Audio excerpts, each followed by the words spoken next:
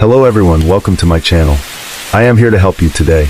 I know you use this video to fall asleep, so before that, like the video and subscribe to the channel. Also, where are you from and what time are you watching? Now get comfortable and relax. Case 1. This is the heartbreaking story of Laura Ackerson.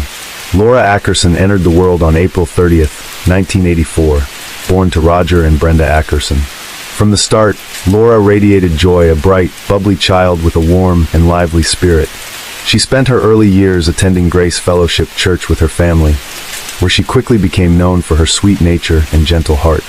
While details about her early childhood remain scarce, everything changed for Laura in 1996. That year marked the collapse of what once seemed like a picture-perfect family. Her parents' constant fighting eventually led to divorce when Laura was just 12. The split hit her hard and left emotional scars that would linger. After the separation, Brenda took Laura and moved to Iowa. Laura later pursued graphic design at Kirkwood Community College, drawn by a natural flair for creativity. She had an instinct for art. Color, composition, and visual storytelling were second nature to her. Eventually, Laura relocated to Kingston, North Carolina, hoping for a fresh beginning. There, she attended a real estate school and found work in marketing and design. She also built a circle of close friends in nearby Raleigh. Having moved around so much growing up, Laura had never had a stable friend group. Finally, she felt like she belonged. In March 2007, while dining at a local restaurant, Laura met a man named Grant Hayes. Interestingly, they shared a birthday, April 30th, which sparked an immediate connection. Born in 1979 in Raleigh, Grant had a musical streak and a strong religious upbringing. He gained local recognition as a performer, playing small venues and bars, and had a magnetic personality that drew people in. Years before meeting Laura, Grant had married a woman named Emily Lovers, whom he'd fallen for soon after high school graduation. That relationship burned fast and bright, and then fizzled out. Their divorce left a deep mark on Grant, who had written love songs inspired by her. With the end of that marriage came a decline in his mental health. He was later diagnosed with bipolar disorder and depression, and prescribed powerful medications like lithium. But instead of sticking with treatment, Grant began self-medicating with alcohol and harder substances. As time passed, Grant's behavior grew more erratic. He dabbled in synthetic hallucinogens, which only amplified his worst traits: narcissism, paranoia, and aggression. He started having bizarre delusions, believing aliens controlled the government, and that he was a chosen one destined to survive the apocalypse by finding a spaceship. He even rejected modern medicine, including vaccines, convinced they were harmful. Despite his deteriorating mental state, Grant's music career was still afloat. He was booking regular gigs, and that's around the time Laura came into his life. To outsiders, Grant might have looked like a rising star. But behind closed doors, his relationship with Laura quickly became toxic. He was controlling, physically and emotionally abusive, and chronically unfaithful. Laura, already emotionally fragile from her childhood, struggled to break free. He isolated her from her friends and dictated nearly every part of her life, from her social circle to her daily routine. Shockingly, the couple tied the knot just months after meeting. Laura, longing for stability and love after years of emotional turmoil, believed she had found her fairy tale ending. But her friends were blindsided by the news. None of them even knew she was in a relationship, let alone married. Still, they stood by her, hoping she had made the right choice. Not long after Laura became pregnant, she was overjoyed, imagining a fresh chapter as a mother. Grant, on the other hand, wasn't thrilled. The news only intensified his possessiveness. When their son, Grant Jr., was born 9 months later, Laura poured every bit of love she had into him. Naming the baby after himself seemed like a classic move from Grant. Not necessarily a sentimental one, but more a display of ego. Laura adored her son. Meanwhile, Grant was still chasing gigs, cheating, and indulging in drugs, showing little interest in fatherhood. Eventually, he was offered a job in the Virgin Islands. He took it without hesitation, leaving Laura and their newborn behind in North Carolina. Whether or not he was actually working out there is unclear, but one thing's for sure: he wasn't alone. Grant began seeing a woman named Amanda Perry Tucker, a single mother and aspiring actress. Amanda had scored small, uncredited roles in shows like The Sopranos and The Stepford Wives, but her career hadn't taken off. And that's where another chapter in this tangled story begins. Grant Hayes was instantly drawn to Amanda Perry Tucker, and not just because of her charm. Amanda had money, nearly $200,000 in cash and $80,000 worth of jewelry, possibly from her previous divorce, though that's never been confirmed. At the time Grant met her, he was flat broke, no savings, no stability. But Amanda had resources, and that changed everything for him. Their relationship picked up quickly. For Grant, being with Amanda was more than romance. It was leverage. He flaunted the affair, making no effort to hide it from Laura. In fact, he used it as a weapon, taunting and ridiculing her at every opportunity. But then Laura did something Grant never saw coming. She'd had enough. After years of enduring his manipulation, betrayal, and cruelty, Laura finally stood up and said she was leaving him for good. Surprisingly, even people close to Grant supported her decision. His own family, along with his ex-wife Emily, encouraged Laura to walk away, fully aware of how toxic Grant really was. But then came a twist. Laura discovered she was pregnant again. Despite everything Grant had put her through, she gave him yet another chance. Though by now, it was more like chance number 10. That decision spoke volumes about how deeply Laura loved her children. She was willing to endure emotional hardship just to try and keep her family intact, likely driven by the pain of her own parents' divorce. Trying to make things work, Laura packed up her life and moved to the Virgin Islands with her son Grant Jr., hoping proximity might help fix things. But Grant didn't see her arrival as a loving gesture. To him, it was an inconvenience. With Laura around, he couldn't keep living a double life under her nose. Eventually, Laura gave birth to her second son. Sadly, the baby faced serious health issues right from the start, and the family needed better access to medical care. So they relocated back to North Carolina. Grant was furious about the move. He blamed Laura and the kids for dragging him away from potential opportunities in the Virgin Islands. Meanwhile, Amanda remained in the picture, now living in New York, and urged Grant to explore opportunities in the entertainment industry there. But Grant didn't go to New York for work. He went to be with Amanda, and he loved it. He was finally close to her, away from his responsibilities, and immersed in a city full of distractions. Eventually, he reached out to Laura with a surprising request. He asked if he could take Grant Jr. for a diaper modeling photo shoot, promising he'd bring him right back. Laura hesitated but agreed. She wanted her kids to know their father, despite everything. What she didn't know was that Grant had a completely different plan. When he didn't return their son as promised, Laura turned to Facebook for clues, and what she found shattered her. Grant had secretly married Amanda in New York and was now living with her. Along with Grant Jr., Laura was devastated. But the nightmare wasn't over. When she called to confront him, Grant dropped another bombshell, one that would flip her world upside down. According to him, their marriage had never been legal in the first place. Desperate for answers, Laura checked the marriage certificate, and there it was. Grant's signature was missing. Their union had never been legally binding. Then came the most gut-wrenching part. Grant and Amanda had filed for emergency custody of Grant Jr. and won. Because there was no formal custody agreement, and because Laura had no job or stable housing at the time, the court sided with Grant. He showed up to the hearings alone and claimed Laura was unfit. The court ruled in his favor, without ever hearing her side of the story. She went back to court and presented strong evidence showing Grant's abusive behavior and unstable mental health. Her determination forced the court to order psychological evaluations for both parents. In the meantime, Laura was allowed to speak with her sons daily and see them on weekends. But even then, Grant and Amanda, now pregnant with his child, found ways to make those moments unbearable. They interrupted phone calls, limited her access to the boys, and did everything possible to keep Laura at a distance. Still, Laura held on. And then came the psych evaluation. Grant failed it, badly. The report noted that he had no real connection with his kids.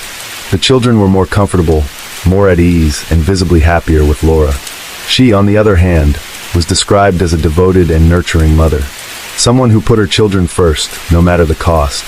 The court took this seriously and ordered a more in-depth evaluation of Grant. Around the same time, Amanda gave birth to a baby girl, Lillian, on June 9, 2011. Following an intense custody battle, the court ruled in favor of a rotating 3-2 schedule between Laura and Grant, alternating 3 days with one parent, then 2 with the other. But by this point, Grant was barely holding himself together. His temper was worsening, and it was clear something was boiling beneath the surface. Then came the moment everything fell apart. On July 13, 2011, Laura had plans to meet her close friend and business partner, Chavin, later that evening. But she never showed up, and she never called. At first, Chavin didn't panic. Laura had mentioned earlier she needed to stop by Grant's place to pick up her boys. Her last known communication was a text she sent to Grant, letting him know she was on her way. He never replied. Days passed with no word, no calls, no texts, nothing. By July 18th, after 5 days of total silence, 27-year-old Laura Ackerson was officially reported missing by loved ones. Police acted fast. They searched her apartment, which looked completely normal. No sign of a struggle, nothing out of place. Surveillance footage showed her leaving the building, but never coming back. Their next stop was Grant and Amanda's apartment. Officers arrived with a search warrant and immediately sensed something was off. The couple wasn't home, but what was inside the apartment raised every red flag imaginable.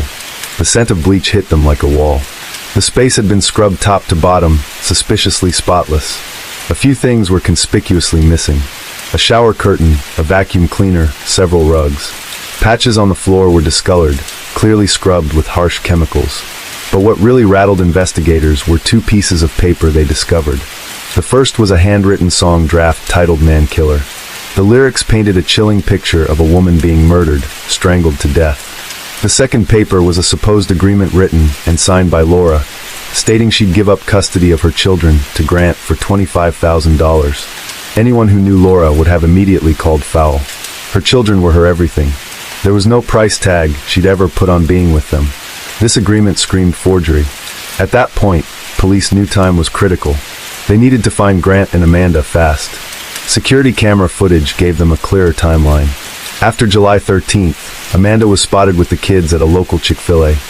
Grant, meanwhile, was seen shopping in the early hours of July 14th at both Walmart and Target in Raleigh. But what he purchased was downright disturbing. Goggles, bleach, trash bags, tape, a reciprocating saw and blades, and a lint roller. That wasn't all. Later that day, Amanda called her daughter with a strange request to take care of the kids for most of the day. Then, on July 16th, Grant was caught making another unnerving purchase, large quantities of ice and coolers. Shortly afterward, he rented a U-Haul trailer. He, Amanda, and the 2 boys headed to Richmond, Texas, supposedly to visit Amanda's sister, Karen Barry. They arrived around July 19th, but Grant made yet another suspicious stop, this time at a local Home Depot. His shopping list? Heavy-duty gloves and 8 bottles of acid. Texas police, now collaborating with North Carolina authorities, paid a visit to Karen Barry. What she told them was alarming. On the night of July 19th, Grant and Amanda had asked to borrow a boat. They wanted to go out to Oyster Creek, a remote gator-filled canal with thick vegetation and murky water. Grant and Amanda asked whether the alligators in Oyster Creek ate humans, whether wild hogs could consume flesh, and whether bloodthirsty sharks were native to Texas waters. Karen assumed these were just strange city questions. But to investigators, it was clear they were scouting a body dump site. A team of officers was sent to Oyster Creek immediately. Another team combed the area for surveillance footage. Tragically, both efforts bore fruit. In Oyster Creek, after hours of carefully navigating dangerous waters, filled with reeds and lily pads, police discovered remains. They had found Laura. What was left of her had been so badly mutilated that even determining the exact cause of death was difficult. But forensic examiners concluded she had likely died from manual strangulation or a powerful blow to the neck. The evidence was overwhelming. The bleach-soaked apartment, the forged custody letter, the disturbing purchases, the chilling lyrics, and the remains in Oyster Creek. Laura's life had ended not in an accident, not in a moment of rage, but as the result of a calculated, cold-blooded plan. Grant Hayes and Amanda Perry Tucker were no longer just suspects. They were murderers. When investigators located Laura's car, a white 2006 Ford Focus, it was clear someone had gone to great lengths to clean it. The interior had been washed thoroughly, and there was visible damage to the rear of the vehicle. Then came even more damning footage. Surveillance showed Amanda near Karen Barry's home, discarding bottles of acid. Just 13 days after Laura was last seen, the case took a major turn. On July 25, 2011, Grant Hayes and Amanda Perry Tucker were arrested at Grant's parents' house in North Carolina. Both were charged in connection with Laura's death. Their trials were held separately, and as expected, each tried to shift the blame. Grant claimed that Laura had shown up at the apartment on July 13th and threatened Amanda. saying she'd take her daughter the same way her own sons had been taken. According to Grant, Amanda lashed out during the confrontation and killed Laura, while he only helped cover it up. Amanda, on the other hand, painted herself as a victim. She said Grant had been emotionally abusive and manipulative for years. Her version of events claimed that Laura and Grant got into a heated argument, and Laura accidentally hit her head during the fight, something Amanda conveniently didn't witness because she was in another room with the children. Amanda said that when Grant told her Laura was hurt, he instructed her to leave with the kids so he could call for help. She went to Chick-fil-A, and when she returned, Laura was gone. Grant then casually claimed that Laura was fine and had already left. It wasn't until they were in Texas, she said, that Grant confessed what had really happened, and then threatened her into helping him hide the truth. Despite their stories, the mountain of evidence said otherwise. Both Grant and Amanda pleaded not guilty, but the court didn't buy it. On September 16, 2013, Grant Hayes was sentenced to life in prison with no possibility of parole. His demeanor in court was chilling. He smiled, laughed, and showed no hint of remorse. It was as if he thought he was going on vacation, rather than facing justice for a brutal crime. Amanda's sentencing came months later, on February 19, 2014. She received a sentence of 13 to 16 years. During sentencing, the judge shared his perspective plainly. He believed Amanda could have stopped what happened to Laura. Instead, she chose to be a participant. She may have expressed remorse in court, but many questioned whether it was genuine or just another performance. But that wasn't the end for Amanda. Texas authorities charged her separately for tampering with evidence, and she was hit with an additional 20-year sentence. As for how this horrifying crime actually unfolded, investigators believe Grant lured Laura to his apartment under false pretenses. She was told she'd be able to see her boys, maybe even take them home. Grant may have even lied and said he was ready to give her full custody. That's the only explanation for why Laura would travel all the way from Kingston to Raleigh alone, especially when her friends had warned her never to meet Grant without backup. Tragically, Laura walks straight into a trap. One theory suggests that once she arrived, Grant and Amanda forced her to write and sign the so-called custody letter, threatening her with the loss of her children if she didn't comply. Then, she was attacked, either strangled or struck with a fatal blow. It was cold, calculated, and devastatingly cruel. Why? Likely because Grant wanted Laura gone for good, out of the picture, so he could continue his life with Amanda, free of custody battles and court hearings. But the ultimate irony? Amanda and Grant divorced just a year later, in October 2014. Everything he did, all the lies, the violence, the destruction, ended in nothing. Today, Laura's two sons, along with Amanda's daughter Lillian, in the care of Grant's parents. Thankfully, they are loving and nurturing, the exact opposite of their father. But it's heartbreaking to think of the childhood these boys lost, growing up without their mother because of their father's selfishness. Laura Ackerson was a vibrant, loving, creative woman, a devoted mother, a loyal friend, and a daughter who deserved so much more. Her death was the result of manipulation, control, and cruelty at its worst. And it's a powerful reminder of the importance of knowing your worth, setting boundaries, and walking away from those who mean you harm, no matter how much love you think you have to give. Laura didn't get the chance to start fresh, but maybe her story will help someone else realize it's never too late to choose yourself. Case 2. It was a cool October afternoon in Conway, New Hampshire. Abby Hernandez had just finished her school day. She was only 3 days away from turning 15 and was wearing her favorite new boots, an early birthday gift from her mom. As she walked home, texting her boyfriend, everything seemed normal. It was a walk she'd done many times before. But then a car pulled up beside her, and everything changed. Abby was gone, and no one knew where she was or what had happened to her. Abby Hernandez, who most people simply called Abby, came into the world on October 12, 1998, in Manchester, New Hampshire. Her parents, Xenia and Ruben Hernandez, were thrilled to welcome her. Growing up, Abby was known for her bright personality. She was cheerful, full of energy, and got along with just about everyone.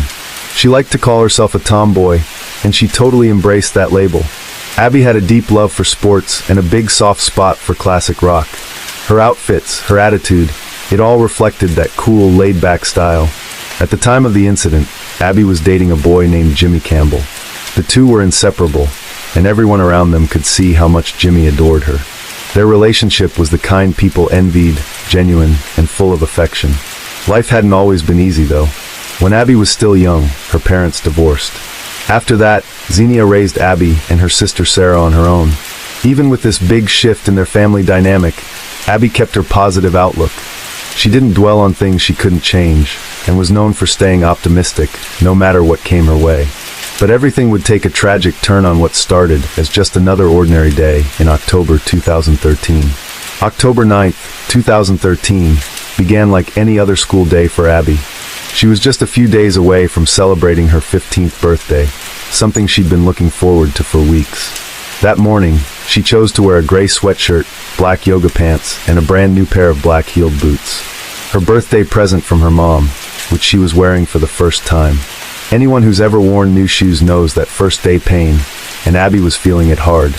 Her best friend, Miranda, noticed how she limped around school, clearly uncomfortable. Still, she made it through the day, smiling, chatting with friends, and even snapping some pictures. But that afternoon, something went terribly wrong. Xenia expected her daughter to walk through the door after school like usual, but Abby never came home. Normally, she took the bus, but she sometimes enjoyed walking back if the weather was nice and the mood struck her.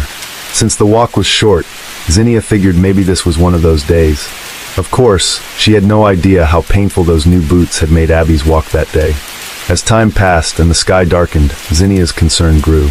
She called Abby's phone, but there was no answer. Panic quickly set in. Xenia drove to the school and spoke to the librarian, desperately asking if anyone had seen her daughter. The answer left her frozen. Abby had left school on foot hours earlier. At 7 p.m. that night, Xenia reported her 14-year-old daughter missing. The police jumped into action right away. Conway was a small community, and news of Abby's disappearance spread quickly. Investigators reviewed security footage from the school and spotted Abby leaving the building at exactly 2:29 p.m., walking toward home just like she usually would. She had her backpack on and was still wearing the same clothes. Nothing appeared out of the ordinary. There was no sign that she had run away. Her room was untouched, and none of her belongings were missing. Still, the investigators needed to ask all the standard questions. Had Abby been acting strange? Was she upset about something? Could she have been planning to leave? Everyone who knew her, friends, teachers, family, dismissed those ideas right away. Abby was excited about her upcoming birthday and had been busy planning the party down to the smallest detail. Her friends insisted she'd never just vanish like that. With no time to waste, police began canvassing the town, sharing Abby's photo with the public and organizing search efforts. Volunteers joined in, hoping to bring her home safe. The search for Abby had begun. Volunteers from all around came together in hopes of finding Abby. They searched tirelessly on foot and from the air. Even the FBI joined the case early on, bringing more eyes, expertise, and urgency. Despite all the effort, though, no trace of Abby was found. Within just a few days, the police were flooded with hundreds of tips. Investigators went through them one by one, chasing every possible lead. They also held frequent press conferences, keeping the public updated and trying to maintain hope. But as days passed without any progress, unease grew in the community. A dedicated website called Bring Abby Home was created, filled with photos and videos of Abby, keeping her story alive and urging people to help bring her back. Then came October 12th, Abby's 15th birthday. Instead of blowing out candles or unwrapping presents, her family held a candlelight vigil. Neighbors and friends gathered together, sang happy birthday, and prayed for Abby's safe return. It was a heartbreaking moment. Xenia, her mother, was trying to stay strong, not just for Abby, but also for her other daughter, Sarah. But the weight of the unknown was crushing. Some days, hope felt impossible. Meanwhile, detectives kept at it. They pulled Abby's phone records and saw that her last location pinged about a mile from home. After that, the phone went completely dark. Text messages didn't reveal anything suspicious either. The last person Abby had messaged was her boyfriend, Jimmy, who had been taking the bus home around the same time. He was questioned, of course, but it quickly became clear Jimmy had nothing to do with her disappearance. Their relationship had been genuine and loving. Weeks passed. On November 6, 2013, almost a month after Abby vanished, Xenia was sorting through her mail when one envelope caught her attention. It was postmarked October 23rd, exactly 2 weeks after Abby went missing. Something about it felt significant. When Xenia opened the letter and began to read, her heart stopped. It was from Abby. The handwriting was unmistakably hers, though the tone and wording felt off. The letter said she was safe, that she loved her family, and that she had run away. She urged her mom not to lose hope. Zinnia read the letter over and over, but something didn't sit right. It was Abby's writing, yes, but not her voice. Zinnia handed the letter over to authorities immediately. While it shocked everyone, investigators weren't convinced by its contents. To them, the message felt forced, too polished, like someone had told Abby exactly what to write. DNA testing confirmed that the letter was indeed written by Abby, but detectives believe she hadn't written it freely. They didn't buy the runaway story for a second, and thankfully, they didn't stop investigating. Months went by with no sign of Abby. Then, on March 17, 2014, something unexpected happened. Roughly 30 miles from Conway, a woman was involved in a car accident. But instead of a typical exchange, the other driver pulled out a weapon and brutally attacked her. It was a terrifying encounter. The attacker was quickly arrested. At first, the incident seemed random, but investigators had a gut feeling this man might somehow be connected to Abby's case. They weren't ready to share why publicly, but something about him raised red flags. That man was 34-year-old Nathaniel Nate Kibbe. He was an odd and intense person, deeply into guns, the Constitution, and extremist political ideas. Investigators confiscated dozens of firearms from his home. He didn't put up a fight, but during the search of his remote property, police spotted a large shipping container tucked behind his house. It stood out immediately. When asked about it, Nate became defensive, insisting that the warrant only allowed them to seize his weapons, not to look elsewhere. Legally, the officers had to comply. So after collecting the firearms, they left, completely unaware that behind that container door was Abby Hernandez. Yes, Nate was Abby's kidnapper. But how did he manage to abduct her in the first place? Let's go back to the day Abby disappeared. She had just missed her school bus by seconds. Her feet were sore from those new boots, but with no other choice, she began the short walk home. As she was texting Jimmy, a car pulled up beside her. A man in his 30s noticed her limping and offered her a ride. Tired and grateful, Abby accepted. She had no idea that choice would lead to months of terror. Rather than taking her home, the driver turned into an empty parking lot. That's when the mood shifted. Abby tried to get out, but the man pulled a weapon on her, tied her hands, blindfolded her, and forced her to crouch down in the passenger side footwell, completely hidden from view. After a long and disorienting drive, the car finally stopped. Abby was dragged out and thrown onto something soft. When the blindfold came off, she realized she was on a filthy mattress, and she was trapped. She was inside Nate's shipping container. The room where Abby was being held was small, the floor made of cold metal. The door had latches on it, and the walls were padded to keep any sound from escaping. It was a prison disguised as a storage unit. When Abby looked up, she saw her captor again. This time, he was wearing a gold Halloween mask. Nate made it clear from the start, if she tried to scream or escape, there would be serious consequences. It's impossible to put into words what Abby must have felt in that moment. Fear doesn't even begin to describe it. Almost immediately, the nightmare began. Nate, who was both cruel and twisted, started a pattern of abuse and control. Even though she was already locked away in the shipping container, he kept her tied up for days at a time. He used devices like stun guns and shock collars to hurt her, for no reason other than his own sick satisfaction. And tragically, Abby was also repeatedly assaulted. Despite everything she was enduring, Abby refused to give up. Deep down, she clung to a powerful desire to survive and to one day return home. In the early weeks of her captivity, while Abby's family and police were appearing on the news, holding out hope, Nate would use those moments to taunt her. He'd tell her how close her family was, how hard they were looking for her, then twist the knife by reminding her that she was still stuck, still unseen. It was psychological torture, meant to break her spirit. But strangely, seeing her mom crying on TV didn't defeat Abby, it fueled her. It gave her a reason to keep going, a reason to fight. 2 weeks after she was taken, Nate forced Abby to write a letter to her mother, the same one Zinnia received in early November. Nate believed the letter would throw off the police. And though Abby did what he asked, she secretly scratched the words help and kidnap into the paper with her fingernails. But Nate noticed. He made her do it all over again and sent out the cleaner version. Still, the abuse continued. Months passed. At around the 6-month mark, Abby had a realization. She had some power in this horrible situation. She noticed that if she talked to Nate like a friend, acted calm and cooperative, he let his guard down. So she started to engage him in small conversations. Over time, Nate developed a strange emotional connection to her, one that Abby quietly used to her advantage. Nate began referring to her as the closest thing he had to a daughter. He'd sit and talk for hours about his life, his conspiracy theories, his obsession with the Constitution. He even let her read books and eventually removed her blindfold, allowing her to see his face for the first time. It was then, through one of those books, a cookbook with the name Nate written inside, that Abby finally learned her abductor's real name. That was a turning point. Abby discovered more about Nate. He admired the Gadsden flag and had strong libertarian beliefs. He filled their conversations with political rants, as if he were teaching a class. She listened, quietly learning everything she could. She also learned about another part of Nate's life. He printed counterfeit money. He saw it as his way of getting back at a government he loathed. In an attempt to earn more trust, Abby even helped him with the fake bills. She figured the more useful and non-threatening she seemed, the better chance she had of surviving. Eventually, the constant abuse started to lessen, though it didn't stop completely. Around this time, Nate began hiring sex workers and paying them with counterfeit money. He wasn't just exploiting them, he was scamming them too. One of those women was 27-year-old Lauren Monday.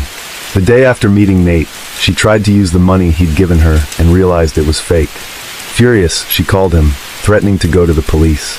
Nate hadn't given Lauren his real name, but he slipped up. His email address included his full name. On top of that, Lauren was able to give investigators a clear description of his car. This was a major break. Shortly after Lauren's call, Nate burst into the container in a panic. He was angry and unsettled, but Abby knew better than to react. She stayed calm, asked him what was wrong, and listened. She'd gotten used to his rants by now, and she knew it was safer to stay quiet and let him talk. Then, something unexpected happened. Nate walked over to Abby and handed her a plastic bag containing her clothes. "I need to get you out of here," he said. Abby didn't know what that meant. Was he moving her to another location, killing her, letting her go? She had no idea. Her heart was racing. He put her in the car and started driving. They drove for what felt like forever, and Abby tried to read the signs. Though she had learned to anticipate Nate's moods, this was different. He seemed more erratic than usual. Then, she looked out the window. Recognition hit her like a wave. Nate was driving her back to the exact spot where he'd taken her, the same place where it all started.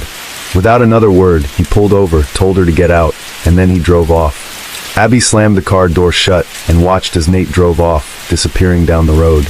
She stood there, frozen in disbelief. Part of her wanted to celebrate, scream, cry, anything to release the rush of emotions surging through her.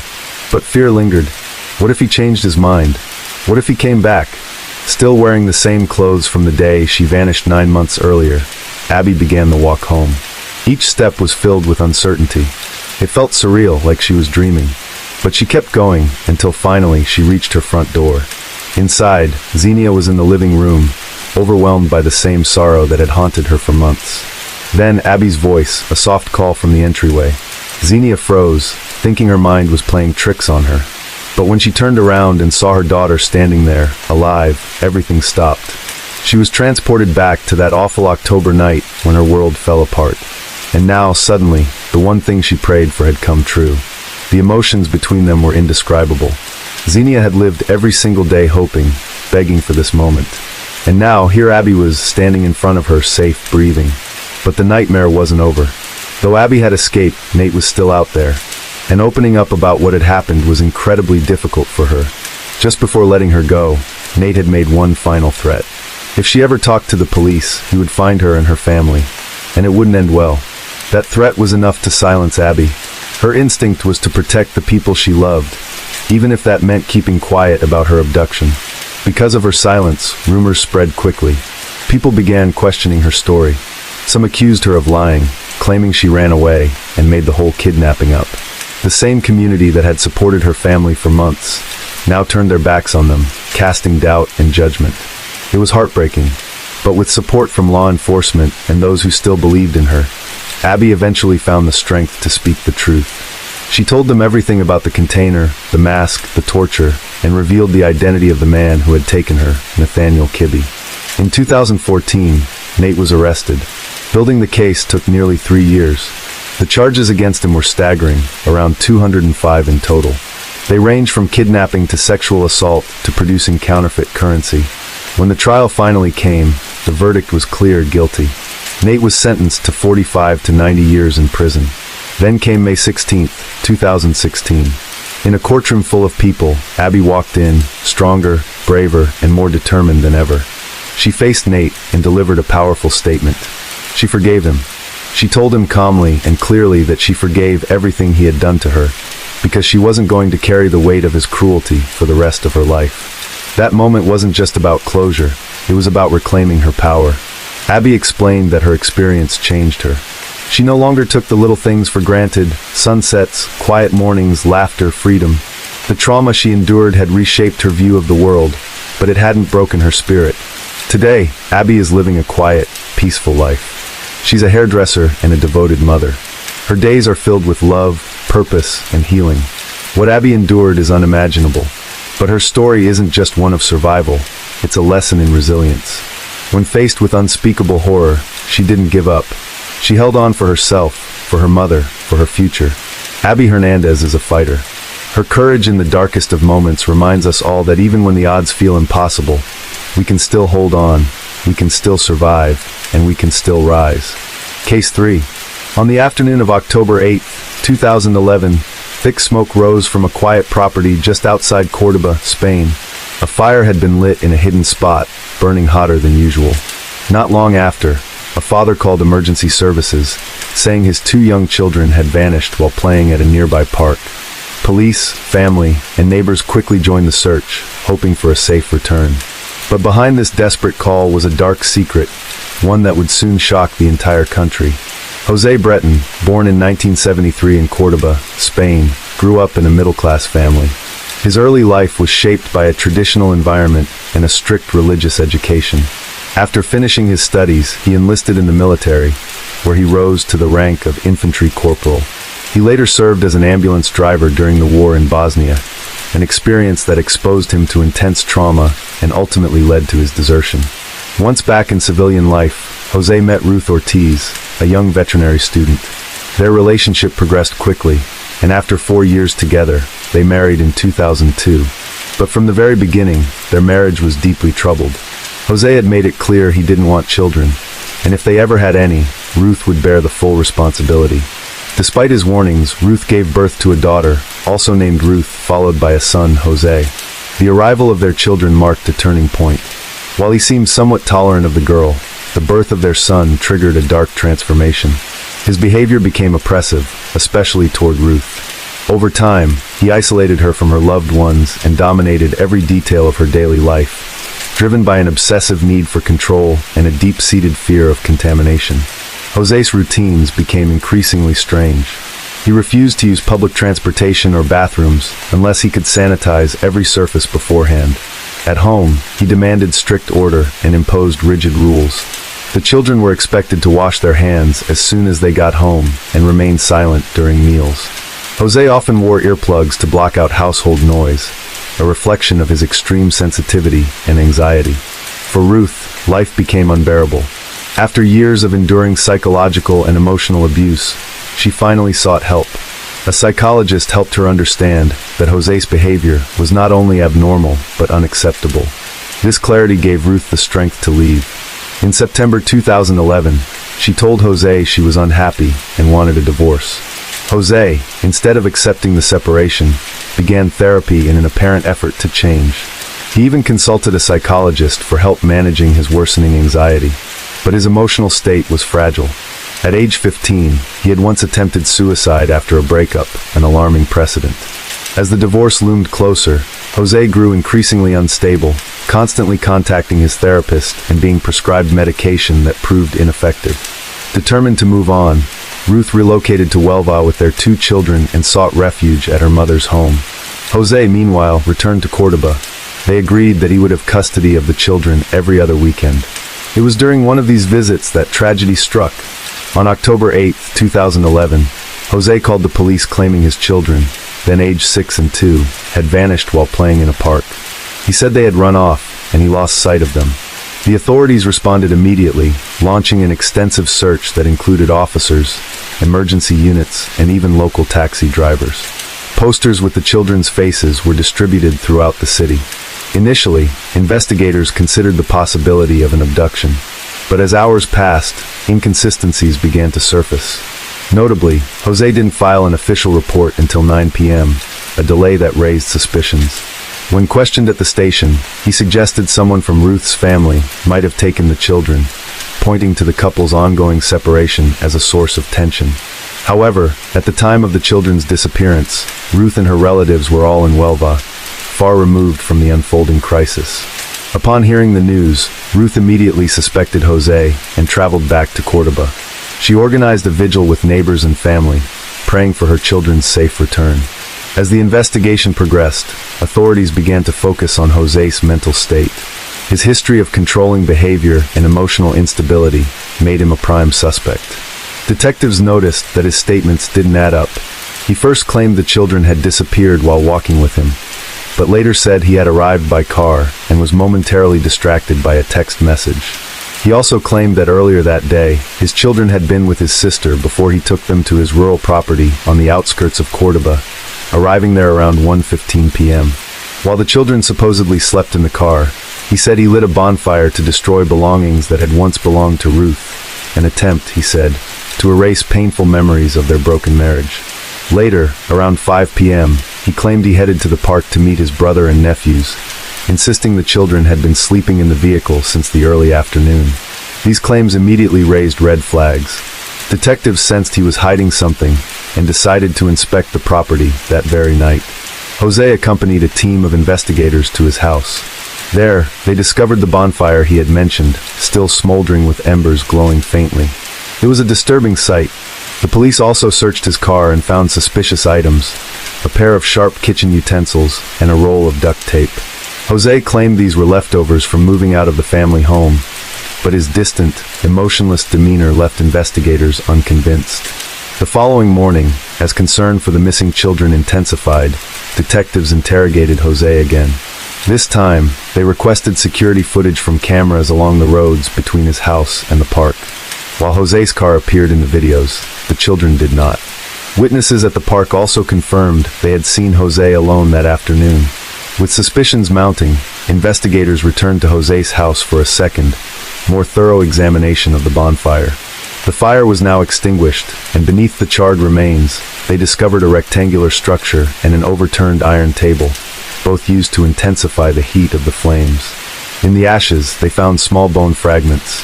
The possibility that these were human remains sent shockwaves through the team, but Jose downplayed the discovery, claiming he had only burned Ruth's personal belongings, books, clothing, and even preserved animals from her veterinary studies. Despite his explanation, investigators informed Ruth of the disturbing find and told her a forensic anthropologist would be brought in to examine the material. The experts studied the remains after they had been collected by police and concluded that the bones did not appear to be human. Instead, they belonged to various animals, mostly rodents and small carnivores. Still, authorities didn't rule Jose out. His behavior remained suspicious, and he showed none of the distress expected from a father whose children had vanished. Attention focused squarely on the bonfire. Forensic analysis revealed that it had been fueled with gasoline and roughly 600 pounds of firewood. Neighbors later reported seeing the fire burning as early as 3 p.m. and described the smoke as thick and foul-smelling, visible from several miles away. These details contradicted Jose's story and strengthened the theory that something horrific had occurred during the time he claimed the children were asleep. Investigators began to suspect that the children's bodies may have been destroyed in the fire. They dug beneath the bonfire, hoping to find conclusive evidence, but came up empty. Unfortunately, the excavation destroyed much of the original fire site, eliminating potential forensic clues. Pressure mounted. Jose was urged to confess, but he continued to deny any wrongdoing. Meanwhile, Ruth and her family, along with members of the local community, kept searching, clinging to hope. The children's faces appeared across Spanish news outlets, turning the case into a national headline. On October 12, 2011, Jose Breton was arrested and charged with the unlawful detention of his children and fabricating a crime. Although the initial searches of the property yielded no conclusive results, investigators were certain that something more lay hidden. Convinced that Jose's house held the key to the truth, they brought in a ground-penetrating radar expert and divided the land into sections, determined to skin every inch for buried evidence. The search for answers had become relentless. After 3 weeks without any breakthrough, a judge ordered Jose to remain in pretrial detention. Search teams expanded their efforts, deploying tracking dogs in hopes of uncovering buried remains. But again, nothing turned up. Authorities explored every lead, inspecting quarries, wells, lakes, and rivers using specialized divers and helicopters. Despite these exhaustive efforts, no solid evidence emerged. Desperate for answers, investigators reviewed Jose's mobile phone activity and examined additional locations where the children's bodies could have been hidden. Still, the search came up empty.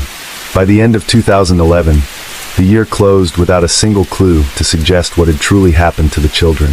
In early 2012, the authorities officially suspended the searches, convinced the children had never reached the park, contrary to Jose's claims.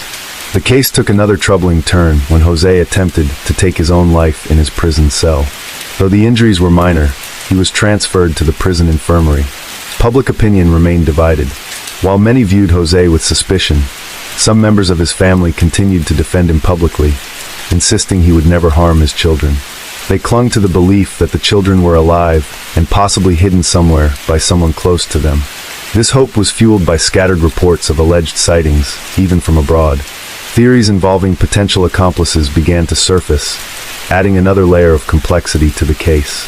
6 months after the children vanished, the court lifted the secrecy order on the investigation, allowing previously undisclosed testimonies to emerge. Witnesses described Jose as jealous and vengeful, details that cast new light on his character and added weight to the suspicions against him. Still, he maintained his innocence and repeated his version of events.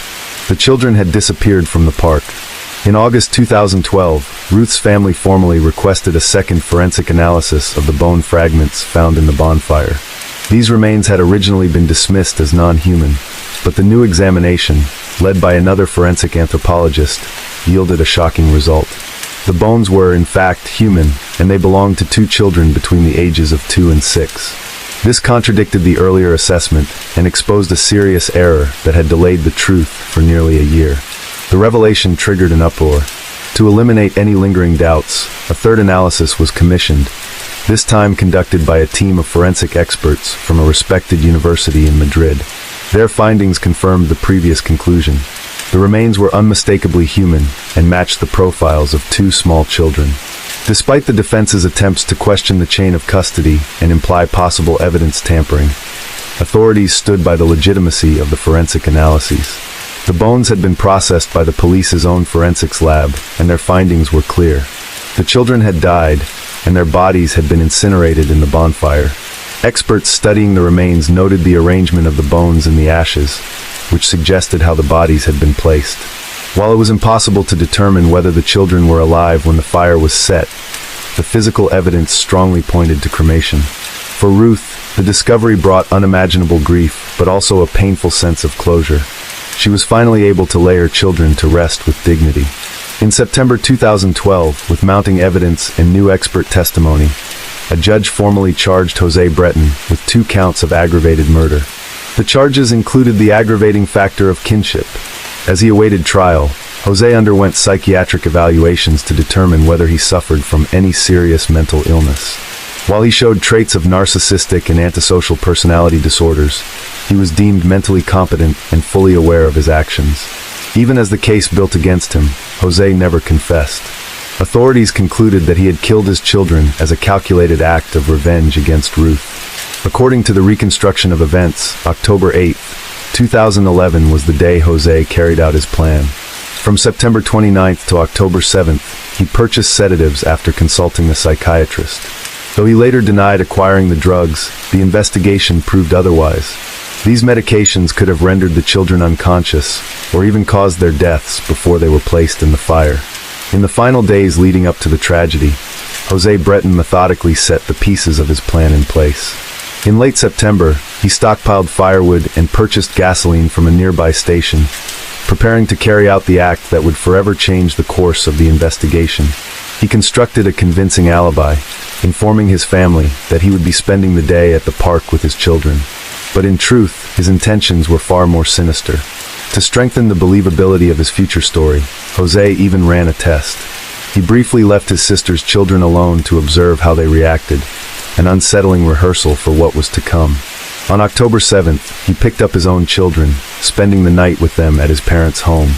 The next morning, he drove to his house with the children in the car. Before the journey, he had administered sedatives, medication previously obtained under the pretense of anxiety treatment, to keep them unconscious. Upon arrival, he attempted to call Ruth, but when she didn't answer, he continued with his plan undeterred. Jose prepared a large bonfire in a secluded area of the property. He placed the children's bodies beneath a metal table, doused the wood with gasoline, and ignited the fire. The intensity of the flames, fed by large quantities of fuel and dry wood, quickly reduced the remains to charred bone fragments. He tended to the fire for hours, until around 5:30 p.m. Afterward, he drove a short distance and parked near the park. There, he called his brother and mother, pretending to be with the children and reinforcing his fabricated timeline. Once he felt his alibi was secure, he began manipulating those around him. He made multiple calls to his family, urging them to join the search for the missing children. Eventually, he contacted emergency services, reporting their disappearance, and later appeared at the police station to file a formal report, fully aware that the story he told was a lie. The trial of Jose Breton began on June 17, 2013. From the outset, his demeanor was unsettling. His rigid posture, unblinking gaze, and calm expression added an eerie tension to an already harrowing case. The trial opened with testimony from witnesses, including both Jose and Ruth. Jose maintained his innocence, denying all accusations. He claimed he adored his children and would have given his life for them. Trying to shift the blame, he argued that the real failure was on the part of investigators, accusing them of wasting time on him instead of searching for his children. "It's unbelievable," he declared, "that we still don't know where my kids are." Ruth, in contrast, painted a clear picture of their toxic relationship. She spoke about years of unhappiness and detailed episodes of emotional and physical abuse, both toward her and the children. Through tears, she recalled one moment when Jose slapped their son in front of others, prompting her to step in and tell him to never do it again. Forensic officers testified that the evidence had been preserved properly, and specialists confirmed what investigators had long feared. The remains found in the fire were human. One of the most devastating moments came when Ruth's cousin took the stand. He testified that Jose had privately confessed on 3 separate occasions to killing the children. According to him, Jose chillingly stated, "You'll never find them alive. They're dead." Despite Jose Breton's persistent claims of innocence, the prosecution maintained throughout the trial that there was overwhelming evidence proving he had taken the lives of his children in an act of unspeakable cruelty, driven by revenge against his ex-wife. On July 12, 2013, after 3 days of deliberation, the jury found the 40-year-old guilty of murdering both children. The verdict marked a pivotal moment in the case. Jose sat expressionless as the judgment was read. For the families of the victims, the decision brought a step toward justice, though the path to healing remained long and painful. On July 22, 2013, the court sentenced Jose to 20 years in prison for each murder, plus an additional penalty for filing a false police report. In March 2014, a cassation appeal was filed, claiming violations of Jose's right to the presumption of innocence. However, the Supreme Court upheld the 40-year sentence. A year later, in 2015, the Provincial Court of Córdoba reduced his sentence to 25 years.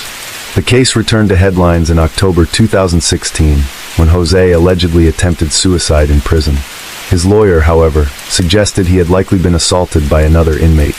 After several weeks in a hospital, he returned to prison, where he continued to receive visitors, including his mother, who remained convinced of his innocence. Attention then shifted to the question of prison benefits. According to Spanish law, Jose could request temporary release after serving a quarter of his sentence, approximately 7 years. But in 2019, those requests were denied. Authorities cited his lack of remorse, refusal to acknowledge his crimes, and his failure to apologize or attempt restitution. In 2021, reports emerged that during a restorative justice therapy session, Jose had finally admitted his guilt.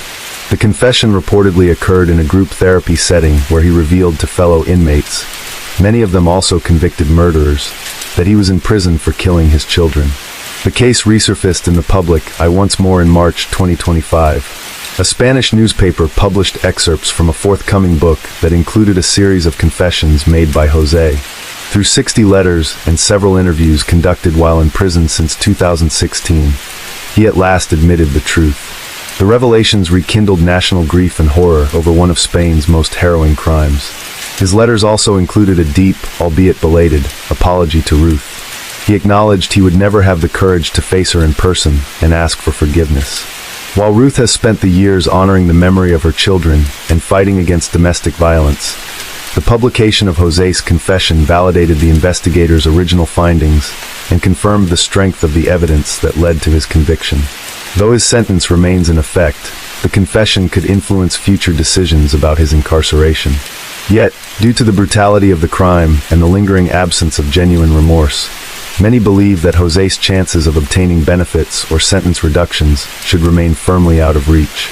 For the public, and especially for Ruth and her family, the case has once again stirred painful memories. A crime that had once seemed resolved has returned to the spotlight, reviving the anguish of a loss that will never fully heal. Subscribe now for more thrilling investigations. Case 4. Around 2 a.m., Sasha Samsudian got back to her apartment in downtown Orlando after a fun night out with friends. Security cameras showed her walking into the building, alone and ready to end the night. But later that day, police would show up at her door. What they found inside shocked everyone. The clues they uncovered led to a dark and unexpected truth, and the person responsible was someone no one ever imagined. At just 27 years old, Sasha Samsudian had carved out a promising life for herself. Based in Orlando, Florida, she worked as a social media manager for a local real estate agency, a job she was passionate about and excelled in. Described as energetic, sharp, and vibrant, Sasha was more than just a pretty face. Colleagues praised her professionalism, while friends admired her zest for life. She worked hard, celebrated often, and had a magnetic presence that lit up any room. Recently, she had moved into Uptown Place apartments at 911 North Orange Avenue, eager to embrace a new chapter in her life. The excitement was mutual. Sasha was thriving professionally and personally, and she was making every moment count. On the night of the Orlando soccer season finale, Sasha dressed in purple to cheer for her team. After a thrilling win, she joined friends at the Attic nightclub on East Pine Street to continue the celebration. Shortly after midnight, she decided to leave. It wasn't unusual. Her friends often split up for the night, planning to regroup later. Sasha had plans for breakfast the next morning with a friend, but when she didn't show up and didn't respond to calls or texts, he began to worry. Sasha was always connected, always responsive. Hours went by without a word. By afternoon, concern turned into alarm. Some of her friends went to check on her. In the parking lot of her apartment complex, Sasha's car was there. Inside the back seat was a baby shower gift she had planned to bring that day. They knocked on the door of Unit 345, but there was no answer. At 8 p.m., they called 911. When police entered the locked apartment, the living areas appeared untouched. But inside the bedroom, they made a horrifying discovery. Sasha's lifeless body was partially hidden under a duvet, with a hand visible at the edge of the bed. She had been brutally assaulted, raped, strangled, and beaten. Her body bore the signs of a struggle, with defensive wounds and abrasions. Her clothing had been torn, and the necklace she had worn was tangled in her hair. Her phone, purse, and key fob were missing. There was a strong smell of cleaning agents in the room, and suspicious bleach stains marked the bedsheets. Sasha's cleaning supply cabinet stood open, and a condom wrapper and shoe print were found nearby. Investigators noted something unusual. The toilet seat was up, a small but strange detail, considering Sasha lived alone. Fingerprints were found on the underside of the seat, and DNA was collected from her body during the autopsy. The medical examiner reported severe trauma to her neck, unlike anything he had seen before. Sasha had graduated from Seminole High School in Sanford, and the community was devastated. Police turned to the public for help, asking anyone who had seen anything in the early hours of that Saturday to come forward. Security footage from the apartment complex showed Sasha returning home just before 2 a.m. Cameras captured her in the hallway, but her entrance into the building was not straightforward. According to the on-site security guard, Stephen Duxbury, Sasha didn't have her key fob and entered when another resident opened the door. Duxbury admitted that he later found Sasha struggling to enter her apartment. She told him she might have left her keys in her car and asked him to walk with her. But moments after stepping outside, she turned back, claiming she suddenly remembered the door code. According to Duxbury, she rushed back inside alone. She never made it out again. Duxbury would later change his story. He now said he had seen Sasha again, this time with an unfamiliar man. That detail shifted everything. Police needed to identify this unknown individual, and quickly. Retracing Sasha's steps from the attic nightclub to her apartment, detectives mapped out the 30-minute walk and reviewed hours of surveillance footage from that busy Friday night. In several clips, Sasha stood out in white jeans and a purple top. At one point, a street camera captured her with two other people. Hoping for answers, police issued a press release asking those individuals to come forward. It worked. The two women identified themselves and explained that they had found Sasha wandering alone and clearly intoxicated. She had no phone, no ID, and they were concerned. They decided to share an Uber with her to ensure she got home safely. But before they could reach her destination, Sasha abruptly exited the car at a red light, recognizing Uptown Place and rushing toward the entrance. The women followed to make sure she got inside safely. When Sasha couldn't access the building without her fob, they encountered the security guard, Stephen Duxbury, who refused to let her in without identification. As they spoke, another resident opened the door, allowing Sasha to slip inside. The women waited with Duxbury briefly, then left once Sasha had gone in. So far, all accounts aligned, but investigators still had more to uncover. Inside Sasha's apartment, police had found her iPad, which was synced to her iPhone. This allowed them to retrieve messages from the night of her death. One text sent at 5:12 a.m. simply read, "Ben." It was the last known activity from her devices. Ben had been someone Sasha was seeing casually. He told police they had made tentative plans to meet that weekend and admitted they had been texting that night. Ben willingly provided a DNA sample and was quickly ruled out. His alibi was airtight. Another man named Taylor, a former boyfriend who remained close with Sasha, was also interviewed. He had been working a bar shift the night she was killed, which was confirmed by multiple witnesses. Like Ben, his DNA did not match any of the samples collected. Just days after Sasha was found, her family held a private funeral. It was a heartfelt ceremony that honored her diverse background, blending Hindu, Islamic, and Christian traditions. One coworker said it wasn't until the funeral that he realized how many lives Sasha had touched. Meanwhile, police finally gained access to Uptown Place's off-site CCTV footage and began reviewing it frame by frame.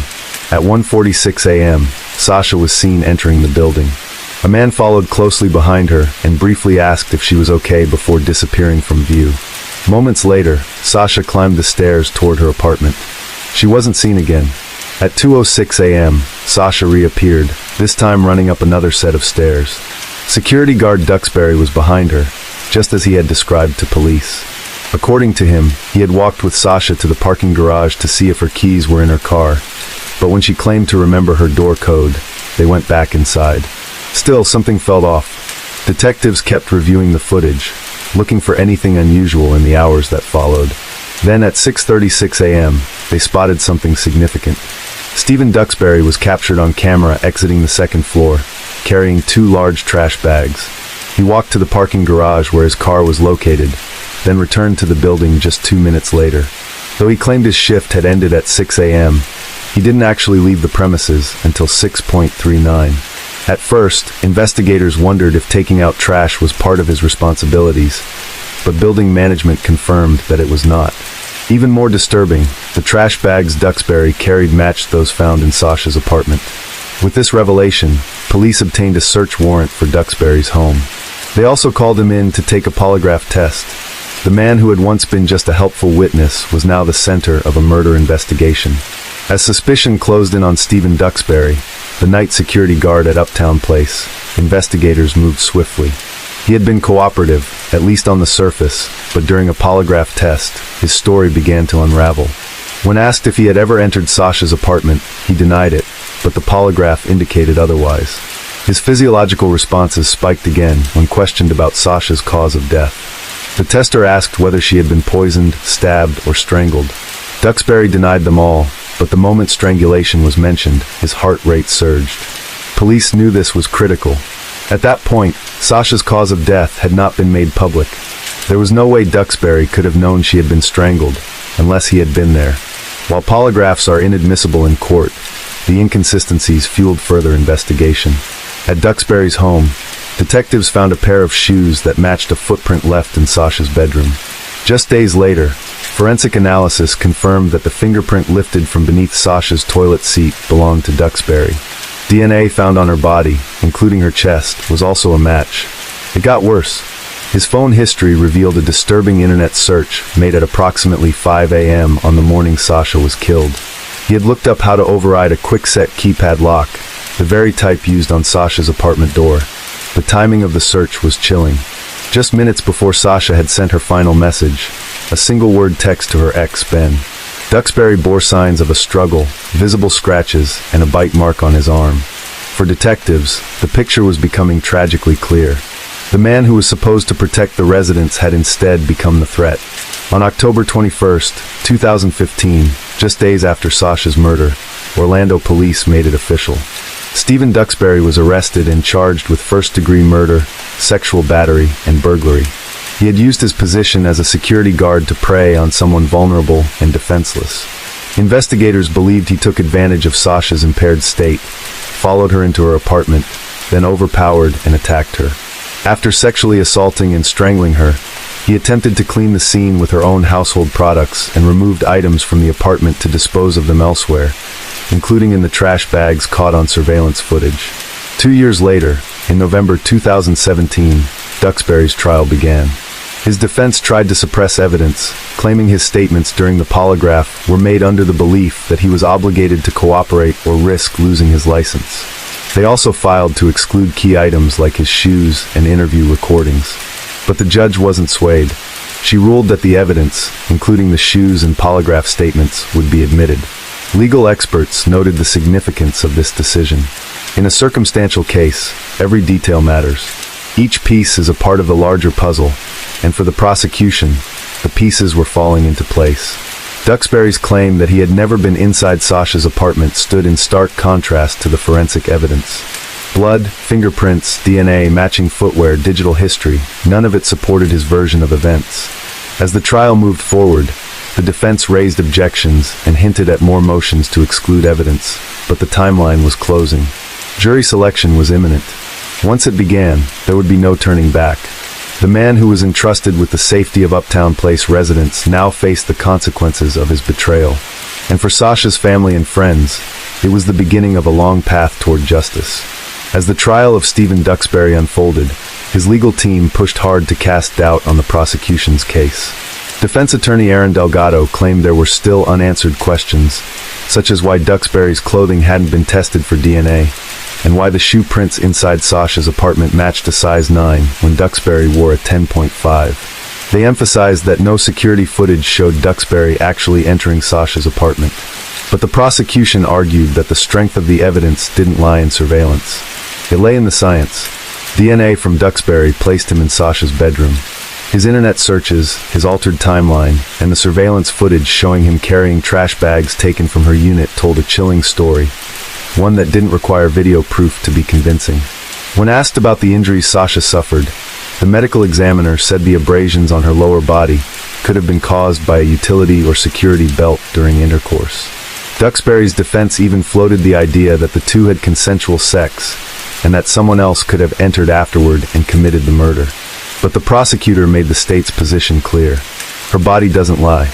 The crime scene doesn't lie. The trial lasted 7 days. After just 4 hours of jury deliberation, Stephen Duxbury was found guilty. He was sentenced to life in prison without the possibility of parole for the murder of Sasha Sampsidian. He also received an additional 15 years for attempted sexual battery with force and burglary with assault. The judge ordered the sentences to run consecutively. Duxbury remained silent when given the opportunity to speak after his sentencing. In a moment of quiet strength, Sasha's parents acknowledged the pain felt by Duxbury's family, particularly his mother, who sat quietly in the courtroom. But their grief was still raw. Sasha's mother voiced the heartbreak of all they had lost. No future birthdays, no wedding day to prepare for. Every time I attend a wedding, she said, I remember that we'll never have that for our daughter. The family's fight didn't end with the conviction. The Sampsidians filed a civil lawsuit against the Uptown Place apartment complex, its security company, vital security, and the manufacturer of the lock on Sasha's door, Spectra and Brands. The 102-page complaint alleged that a lot of complaints about Duxbury's behavior had been ignored, and that the keypad lock system he exploited was known to be flawed. Their attorney argued that the lock could have been easily compromised with something as basic as a screwdriver, citing articles detailing how the same model had failed in other instances. But the defense pushed back, claiming there was no way to prove a defect because the lock was never collected as evidence. It had been discarded by the unit owner after a new tenant moved in. In February 2019, Duxbury filed an appeal, challenging the court's denial of his motion to suppress statements he made and seeking to overturn his conviction for attempted sexual battery. His appeal was denied. Even with justice served, the Sampsidian family's grief remained ever present, but Ken and Tara turned that pain into purpose. In the years that followed, they worked closely with the Orange County Sheriff's Office, helping other families navigate the devastation of violent loss. Tara, once a trauma nurse, stepped away from her role after Sasha's death. Instead, she devoted herself to supporting victims and survivors, sharing stories, and listening to others through initiatives like the annual Victims' Rights Breakfast. Sasha Sampsidian was more than a victim. She was a bright, passionate young woman whose life touched everyone around her. She was a beautiful soul, one of her coworkers recalled. She cared deeply, laughed easily, and made an impact wherever she went. Her family and friends continue to honor her memory, keeping her warmth and spirit alive through action, advocacy, and love. Case 5. The story began in 2003, when Gabe Watson and his newlywed wife, Tina, decided to enjoy their honeymoon with a diving trip at the SS Yongala shipwreck area, off the coast of Australia. But the dream trip quickly turned into a tragedy. When diving to a depth of over 9 meters, Tina suddenly experienced a problem with her equipment. Panicked, she struggled in the water. Seeing this, Gabe swam over to try to pull his wife up, but the current was too strong, making it difficult for him. During the struggle, Tina accidentally knocked off Gabe's mask and air regulator, causing him to take a moment to regain his vision.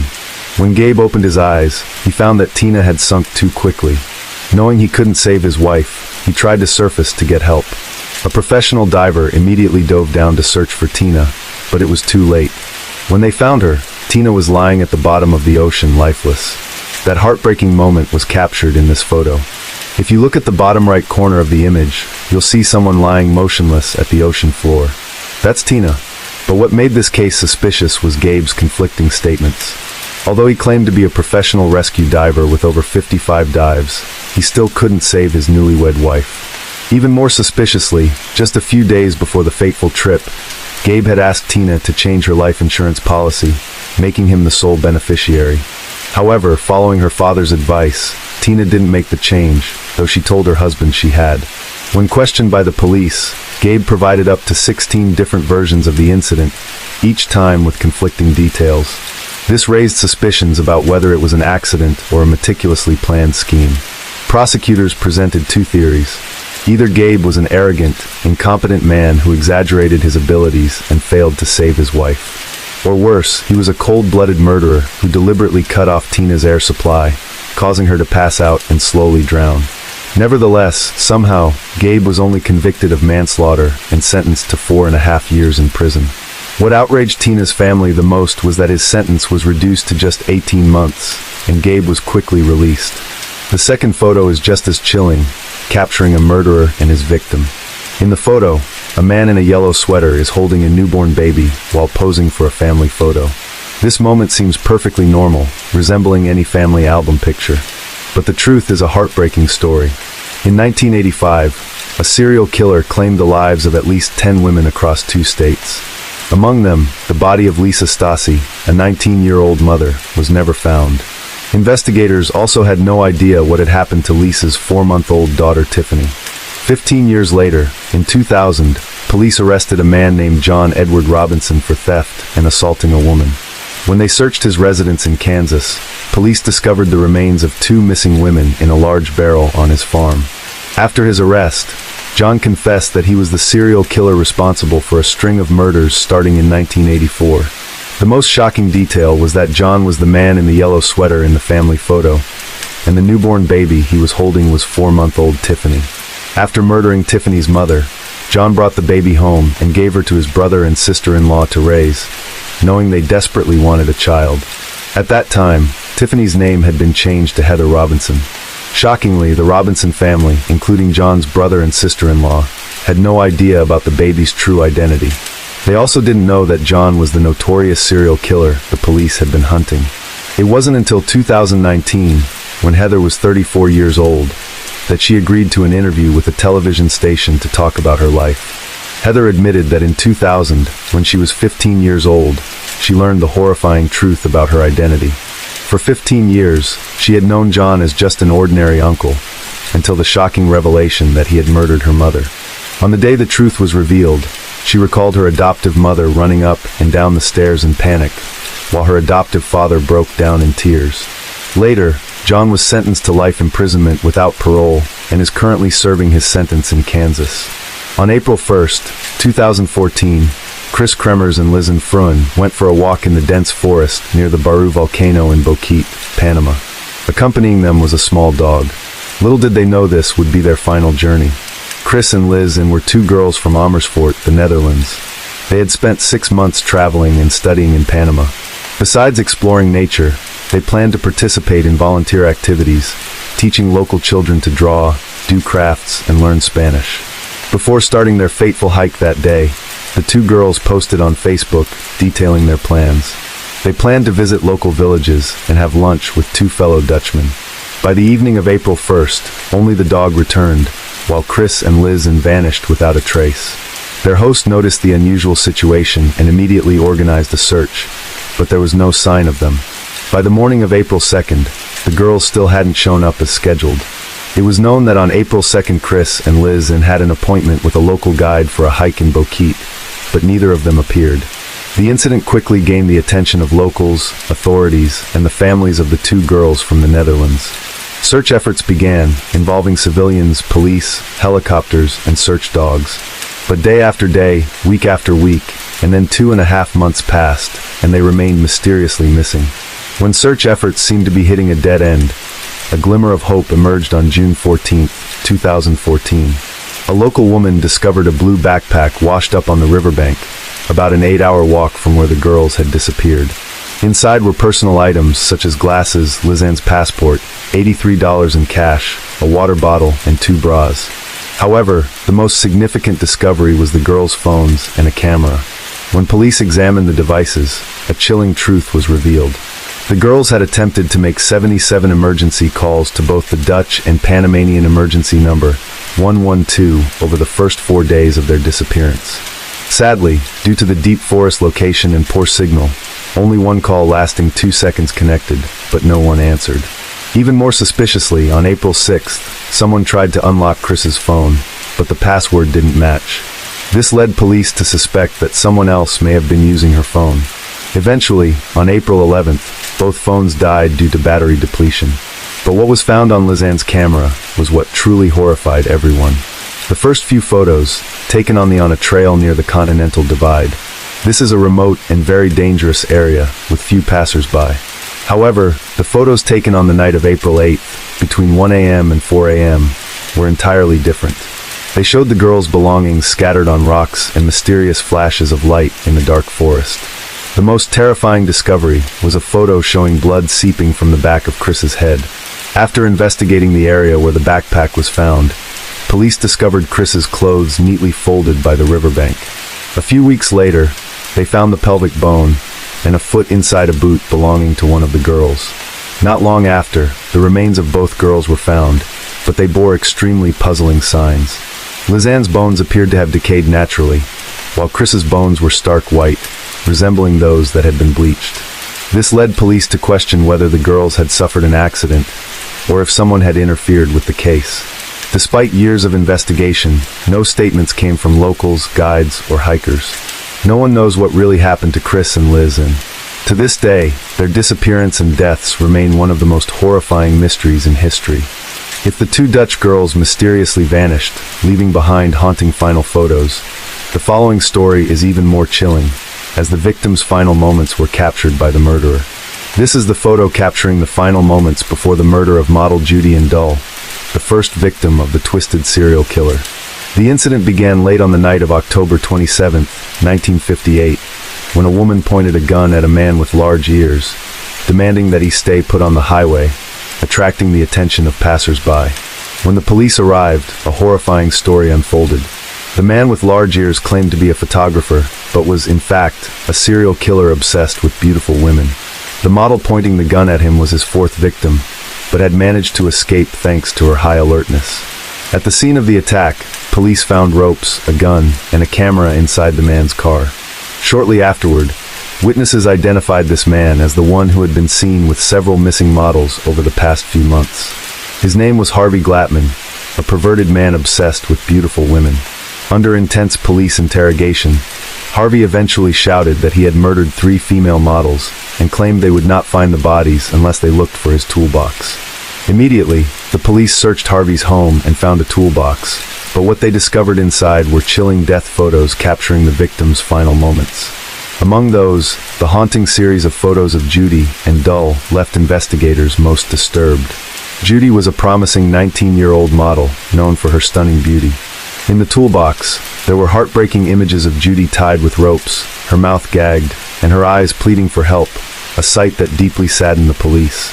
Even more shocking, some photos showed Judy nude, tied to a wooden post, horrifying many people.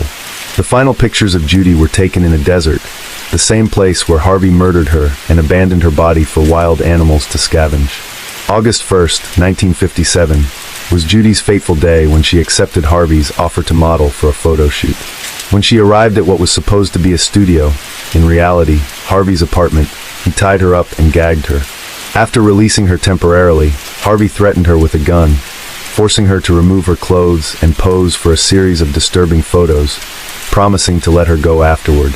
However, once the shoot was over, Harvey drove her to the Mojave Desert and strangled her with a rope. While Judy struggled in her final moments, Harvey grabbed his camera and took additional photos, capturing her final breaths. Satisfied with his trophies, Harvey returned home, leaving the victim's body behind in the desert. Judy's disappearance triggered a police investigation, but no clues were found, allowing the serial killer to continue his spree with 2 more models. It wasn't until his 4th intended victim escaped that Harvey's horrific crimes came to light. The police then took him to the desert where he had abandoned the victims. Most of the skeletal remains had been ravaged by animals, leaving only a few bone fragments. However, this was enough for forensic experts to confirm the remains belonged to Judy, Shirley and Bridgeford, and Ruth Mercado. Harvey Glattman admitted that his murderous obsession with young, beautiful women stemmed from a fixation on women in ropes. The media dubbed him the Glamour Girl Slayer, shocking the entire United States. Upon investigating Harvey's past, police were stunned to learn that he had previously been arrested and jailed twice for harassing women. However, those few years in prison failed to change him, and instead, he sank deeper into his violent fantasies. After his arrest, Harvey confessed to his crimes and repeatedly demanded to receive the death penalty. Eventually, the court handed down the maximum sentence to him. He was executed on September 18, 1959, putting an end to his horrifying trail of crimes. This is the last photo of Abigail Williams taken at the Monon High Bridge Trail in Carroll County, Indiana. Just minutes later, she and her friend, Liberty German, who had taken the photo, disappeared without a trace. On February 13, 2007, Abigail invited her close friend Liberty to go for a walk along a trail in Delphi. The 2 girls had arranged to meet Liberty's father at a designated spot, but he waited endlessly without seeing his daughter or her friend. The father reported the situation to the police, and a search began immediately, but nothing was found. On February 14th, the bodies of the 2 unfortunate girls were discovered. Upon examining Liberty German's phone, the police found a suspicious video. It showed a man in jeans, a dark blue jacket, and a hat appearing in the Delphi Trail area. At the time, the 2 girls were there. However, due to the poor image quality, the police couldn't identify the suspect. It wasn't until 2022 that the police identified the suspect as Richard Matthew Allen, but he wasn't sentenced to a total of 130 years in prison until November 2024. This photo was taken in 1943 in a small town called Kapusjord, Hungary. The owner of the photo said the photographer was her father, and the person in the picture was her mother. At first glance, the photo seemed very ordinary, but upon closer inspection, people noticed something unsettling. Behind the woman in the photo appeared a little girl in a dress, but what's more eerie is that the girl had no hands and no face. Many believed it to be the ghost of a little girl or some other eerie entity. Even more chilling is that the photo had not been edited. It was the original print, still kept as is by its owner. No one could explain the strange presence of the little girl in the photo. This picture was taken using regular film, with no Photoshop effects involved. The husband of the woman in the photo took a picture of his wife and child on a sunny afternoon, celebrating their first day at their new apartment in Chicago, Illinois. However, when they developed the photo, they were shocked to see the face of an elderly woman with her hair tied up, sitting next to a bulldog in the left window. The couple insisted that no one else was in their home at the time the photo was taken. This is a photo of the Cooper family from the 1950s. In the picture, two smiling women are seen happily with two young boys. However, what grabs attention is a man's body seemingly falling from the ceiling. To this day, no one has been able to explain it. Mary Elizabeth from Australia visited the cemetery in 1945 to visit the grave of her 17-year-old daughter, Joyce Elizabeth Andrews. After cleaning the grave, she took a commemorative photo, but when she developed it, Mary was horrified to see something strange. In the picture, a baby was sitting next to her daughter's grave, staring directly into the camera lens. Mary didn't recognize the baby, and there was no child present at the cemetery when she took the photo. This is a photo Mabel Chineri took of her husband in their car. The photo was taken in 1959, when Mabel's husband was on his way to visit a relative's grave. Upon reviewing the photo, Mabel noticed a figure inside the car with glowing eyes, sitting in the back seat. Peter Berthelot took a photo of his wife Diane while she was praying in a church in Worsted, Norfolk. The couple believed they were alone in the quiet church, but when they developed the photo, Peter discovered something unusual behind his wife. The couple showed the photo to their parish priest, who claimed it was the spirit of a holy figure known for healing the common people. Jim Templeton and his wife took their daughter on vacation to Bird Marsh and captured many photos. When they returned home and reviewed the pictures, they discovered something very frightening in one of the photos of their daughter. It seemed that in the background behind the little girl, there was the ghostly figure of a man. The couple claimed that when they took the photo, there was no one else around. This photo was taken with a Nokia 7250 in Eastwood, Manila. In the picture, two girls are posing on the street at night, but a mysterious ghostly figure appears to be grabbing one of the women's arms. A woman named Jackie Rem, from Florian, Alabama, captured this moment during a visit to Six Flags Great America Amusement Park. At the time the photo was taken, it was drizzling with foggy conditions, yet the C126 camera still clearly captured the image of a boy wearing a red sweater and a white collared shirt. The owner of the photo insisted that this was a ghost, as there was no boy present when she took the picture. Case 6. It was meant to be a normal night. Tracy Ocasio went out to watch a basketball game at her favorite bar in Oakey, Florida. She was 27, full of dreams, and had every intention of going home after the game. But something changed that night. She met a man she didn't know well. She gave him a ride, and after that, she disappeared. The next day, her phone was off. Her car was found, left behind on a quiet, dark street. But Tracy was nowhere to be found. What really happened that night? And who was the last person to see her? Tracy Ocasio came into the world in 1982, born to Elizabeth, affectionately known as Liz, and Joseph Ocasio in the quiet town of Ocoee, Florida. From the very start, Tracy had a special connection with her father and was proudly known as a daddy's girl. Her heart was full of ambition and curiosity. She dreamed of pursuing a career in radiology and had an undeniable love for animals. Her pets ranged from scorpions and lizards to a fluffy cat named Cookie. Tracy also had a creative side. She loved crafting handmade jewelry during her downtime and often immersed herself in books, especially stories rooted in history and ancient civilizations like World War II and Rome. The Ocasio household was tightly knit. Tracy, even when out for the day, never failed to call her mom, keeping her updated on the little details of her life. After finishing high school, she picked up work as a waitress at a nearby restaurant while also enrolling in online college classes to chase her academic goals. At one point, Tracy left home to start a new chapter with her fiancé. But the engagement didn't last, and she eventually moved back in with her parents, a change they welcomed with open arms. Despite the setback, life at home was good, and she leaned on the comfort of family. Sports, particularly basketball, were something she and her dad deeply bonded over. The Orlando Magic was their team, and watching games together became a cherished ritual that Tracy never skipped. By age 27, Tracy was living a full and hopeful life. She had goals, strong family ties, and a clear sense of direction. But then came the day that changed everything. On May 26, 2009, Tracy was excited for the Orlando Magic playoff game against the Cleveland Cavaliers. Originally, she had planned to watch it with her dad, but he had to run an unexpected work errand. So, Tracy decided to head to the Florida Tap Room on Raleigh Street by herself, a bar she frequented and where she knew many of the regulars. Packed with fellow basketball fans, it was a familiar and safe space for her. That night, she watched the game surrounded by cheers and energy. But after the final buzzer, something went wrong. Tracy never came home.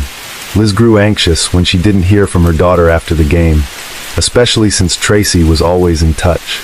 Even more concerning was the fact that Tracy had told her she planned to return home immediately after the game. Hours passed, calls went unanswered, and just like that, Tracy had vanished. The next day, her family filed a missing person report, and the search began. Investigators turned to the last place she was seen, the Florida Tap Room. Surveillance footage from the bar provided a crucial clue. Tracy had been captured on camera, leaving around 1 to 1:30 a.m. She wasn't alone. A bald man, roughly her age, was seen with her. They appeared to be enjoying themselves, chatting comfortably before walking out together. Neither Liz nor Joseph recognized the man. Tracy was wearing black jeans, a tank top, a hooded jacket, and a green and white hat that night. There was no sign of distress in the footage. She appeared alert and left willingly. Still, the identity of the man became the top lead for investigators. While they searched for him, a new development emerged. On the evening of May 27th, Tracy's yellow 2002 two-door Chevrolet Cobalt was discovered parked on Franklin Street in Oakley. It was the same car she had driven to the bar the night before. The vehicle was left unlocked in a dark, isolated area. No streetlights, no traffic, no sign of life. It looked clearly abandoned. Inside, there were no personal belongings, no bag, no phone, nothing. The only detail that caught investigators' attention was that both front seats were reclined forward, as if someone had recently accessed the back seat or tried to help someone get in or out. That behavior didn't align with Tracy's habits. First off, she rarely used the back seat of her two-door car. It was cramped and not ideal for an adult. If she had anything with her, it likely would have been stored in the trunk. Adding to the concern, her father, Joseph, made it clear.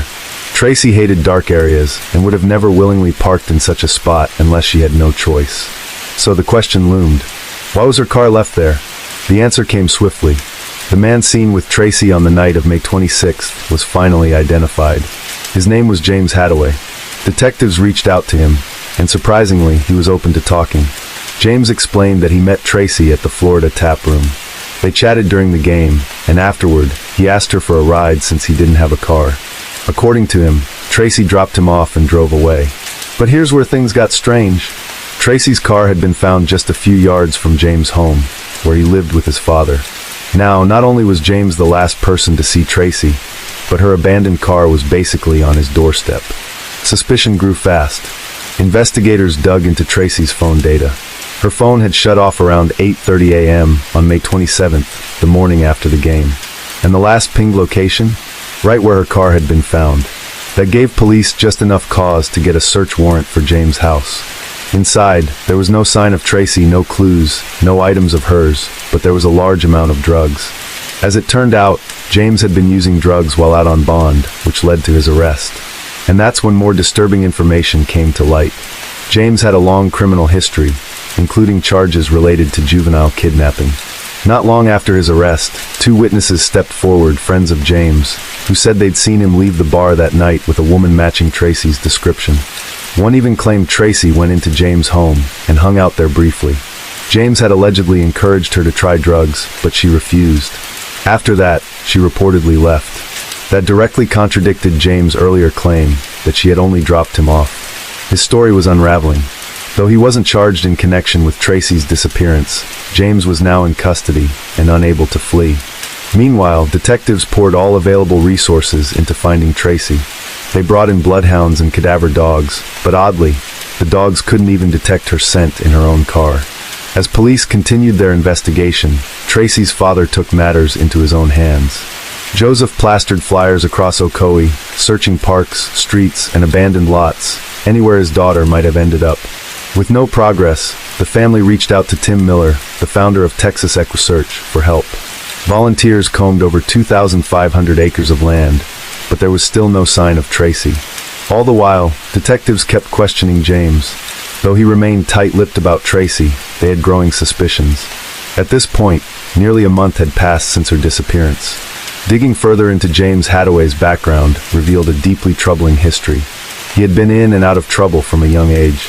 Drug abuse, random jobs, shady activities like helping his father dredge ponds, and illegally dumped debris. He was already facing charges, but as he stood trial, new layers of his past emerged. People who knew James came forward with disturbing stories. One common thread was his sudden mood shifts. He could flip from friendly to violent without warning. Several women shared experiences of feeling unsafe around him. Then came the most chilling account, one that mirrored Tracy's case almost exactly. Nearly a year before Tracy vanished, another woman named Rachel Clark had agreed to give James a ride home. As they said goodbye, James embraced her, then snapped. He violently attacked Rachel, tackling her to the ground and whispering, "Don't make me kill you." She fought back, screaming, until a stranger passing by intervened and scared James off. Rachel survived, but she was left with severe bruising, scratches, and trauma. Her account was a haunting echo of Tracy's last known moments with James. Though no charges were filed against James in Tracy's case at the time, he had become the prime suspect. His lies, criminal history, proximity to Tracy's abandoned car, and violent past made him the center of the investigation. What made things even more maddening was the fact that James Hathaway was never charged for his brutal attack on Rachel Clark. She had filed a police report, but by the time detectives tried to locate him, he had seemingly vanished until nearly a year later when he resurfaced as the main suspect in Tracy's disappearance. Once James was back on the radar, investigators reopened Rachel's case. They were determined to keep him behind bars, especially now that they strongly suspected he was involved in Tracy's vanishing. Meanwhile, the search for Tracy continued. Then something unexpected happened, something just as disturbing as her disappearance. On February 22, 2011, almost 2 years after Tracy went missing, detectives were searching Lake Carter, which had mostly dried up. During the search, they discovered what appeared to be human remains. First, they found part of a spine and a skull. As the lake continued to drain, more bones emerged. 2 days later, on February 24th, authorities also recovered a wallet, an ID card, and a cell phone nearby. The name on the ID, Christopher George. This wasn't the breakthrough detectives expected. They were hoping to find answers about Tracy, and instead, they stumbled upon a completely different individual. But who was Chris George? As it turned out, Chris and Tracy didn't know each other, but there was someone who did have a connection to both. James Hadaway. DNA confirmed the remains belonged to Chris. That added a new layer to the case, and police began looking into the possible link between him and James. Around that time, multiple tips were pouring in. One particularly chilling call was made anonymously to Tracy's father. The caller claimed to know a woman who had acted as an accomplice to James, and according to her, James had been involved in 3 separate homicides in the Orlando area. The tipster also said that the bodies, along with the murder weapons, were dumped in local lakes. That claim was the driving force behind the lake searches. While the tip could have been bogus, detectives couldn't afford to ignore it, especially with James's violent history. Eventually, they discovered that Chris had last been seen with James and another individual in early February 2009, which was shortly after James assaulted Rachel, but before Tracy vanished.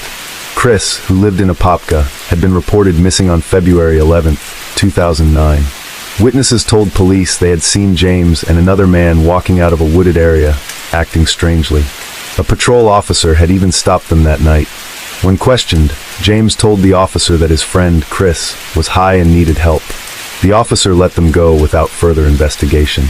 Not long after, Chris's vehicle was found abandoned at Lake Carter, the same place where his remains and belongings were later recovered. When authorities confirmed Chris's identity, they contacted his family. The Georges and the Ocasios, though complete strangers, found an unfortunate connection through tragedy. Both families were devastated and united by their shared grief, desperate to see justice done. Unfortunately, Chris's autopsy results were inconclusive due to advanced decomposition. No official cause of death could be determined. While James's presence at the scene raised serious concerns, there wasn't enough physical evidence to charge him in connection with Chris's death. But detectives weren't giving up. They knew they had a strong case in Rachel's assault, and that's where they decided to begin. At the time, James was sitting in Seminole County Jail on unrelated charges. But now, with Rachel's testimony and physical evidence, they were ready to take him to court. In May 2011, the trial for the attempted murder of Rachel Clark began. The centerpiece of the prosecution was Rachel herself. With remarkable strength, she took the stand and recounted in vivid detail how James had turned on her the night she gave him a ride. Her description of the attack was chilling. How he suddenly snapped, tackled her to the ground, and began violently assaulting her while whispering threats. James sat in court with a blank expression, listening as his actions were laid bare. His defense team argued that he had been drunk and incoherent, with no recollection of what happened that night. They tried to shift focus, suggesting the incident had been a misunderstanding caused by substance abuse. But then the jury was shown photos of Rachel's injuries, her bruised neck, scratched arms, and battered face. The impact was immediate and undeniable. The courtroom fell silent. The horror of her ordeal left a lasting impression on everyone present. And with that, the case against James Hathaway took a darker and more damning turn. It was clear to everyone in the courtroom this wasn't the result of drunken confusion or a heat-of-the-moment mistake. The attack on Rachel Clark had been deliberate, violent, and terrifying. After a tense deliberation, the jury returned with their verdict. James Hathaway was found guilty of attempted murder, along with burglary, robbery, and false imprisonment. The sentence was life in prison. As the judge read the decision, the courtroom seemed to collectively exhale. After the sentencing, James stood and addressed the court, offering an apology to Rachel. "Her injuries were my fault, and I do apologize for what happened," he said. "I know I didn't try to kill her, but I'm sorry for what did occur." But for many in that room, his words rang hollow. To think that he could inflict so much trauma, and then simply say sorry, as if that might somehow erase it all, it was infuriating.